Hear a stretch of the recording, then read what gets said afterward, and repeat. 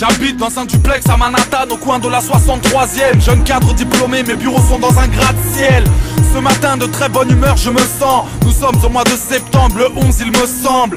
En quittant la maison je laisse ma vie derrière moi. Sans même le savoir j'embrasse ma fille pour la dernière fois. Comme toujours je dis bonjour à la femme de ménage en ouvrant mes bureaux du 152e étage.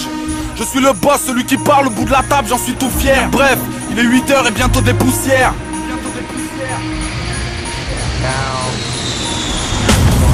J'ai entendu un bruit impossible à décrire. En une seconde, une secousse, des cris, des appels au secours. De la fumée dans les yeux et dans le bide. Triste choix, brûler dans le feu ou se jeter dans le vide. Asphyxié, j'ai posé mes yeux dans le ciel. Puis j'ai opté pour un vol plané du 152e. L'apocalypse en dimension réelle. Il y aura l'avant et l'après 11 septembre 2001. Pas de différence entre les terroristes et ceux qui les protègent. En ce moment, on entend justement au-dessus de Kaboul les bombardiers B-52 américains. Ce sont surtout les enfants qui ont besoin de soins. Les habitations ont toutes été détruites et les habitants survivent dans ces amas de ruines.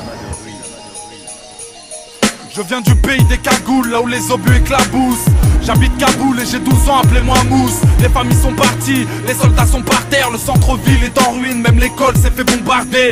J'ai demandé à Dieu de m'épauler. Ce que vous voyez à la télé, moi je l'ai vu en ouvrant mes volets. Comme tous les jours, j'irai déblayer les ruines. Comme chaque soir, les échanges de tirs vont éclairer mes nuits. J'ai 6 frères et sœurs, j'ai peur que la mort nous sépare. C'est difficile, alors je prie pour que les missiles nous épargnent.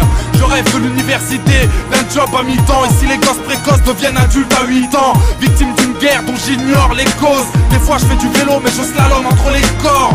Mon père pense que le pays a tout à perdre, espérant comme chacun que la guerre nous foute la paix. La Maison Blanche, le président Bush n'y était pas. Notamment pour évoquer les possibles représailles des États-Unis. C'est ce que tout le monde attend maintenant. Le président américain a juré dès hier soir de venger les milliers de victimes de ces terribles attentats. On écoute George Bush. Notre armée, partout dans le monde, est en état d'alerte maximale. To continue the functions of your government. We will make no distinction. Je m'appelle George, je réside à la Maison Blanche. J'ai fait la guerre sans motif, de temps en temps ma raison flanche. Je suis dans le pétrin, j'ai l'ONU sur les épaules. Je me regarde en face dans la glace même si je tue pour du pétrole.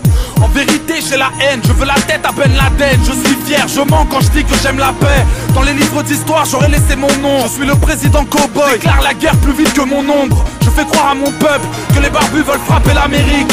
Pour être sûr de taper John Kerry, je suis le shérif du monde, le chef, le justicier, le commissaire. J'ai un caniche qui s'appelle Tony Blair. Je tue des condamnés par injection à la picousse. Partout où je passe on me déroule un tapis rouge.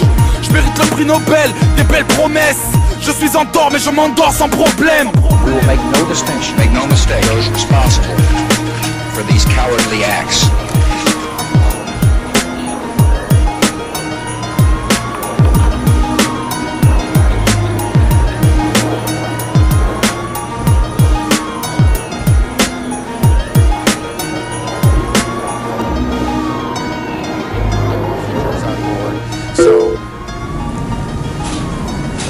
Again, so there are 2 American airlines, one Dulles, Washington.